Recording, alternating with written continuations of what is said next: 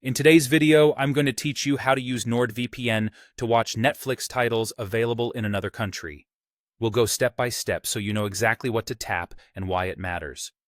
By the end, you'll understand how your VPN location affects what you see on Netflix and how to connect safely and smoothly. You'll need the NordVPN app and an active Netflix subscription on the device you're using. First, open the NordVPN app on your device. The layout can look slightly different on desktop and mobile, but the essentials are the same. Make sure you're on a stable internet connection so streaming stays smooth. When the app loads, you'll see a world map and a list of countries you can connect to. Next, log in with your account. Use your existing NordVPN credentials and sign in through the app's login screen. Keep your login details private and never share them in screenshots or recordings. Once you're signed in, the app can create a secure, encrypted tunnel that routes your traffic through the server you choose. Now, connect to a server in the country where the Netflix content you want is available. You can scroll or use the search bar to find that country.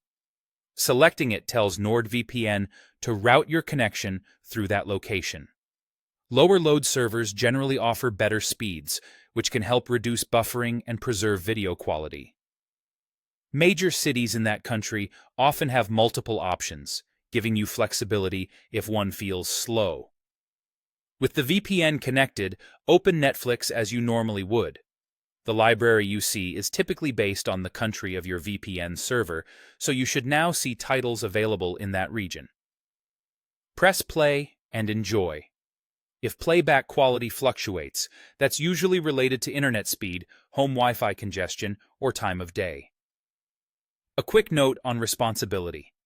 Streaming services and local laws have rules about where and how content can be accessed. Always use a VPN in line with your service's terms and applicable regulations. Catalogs shift frequently due to licensing, so availability can change without notice, and some titles may come and go over time. That's it.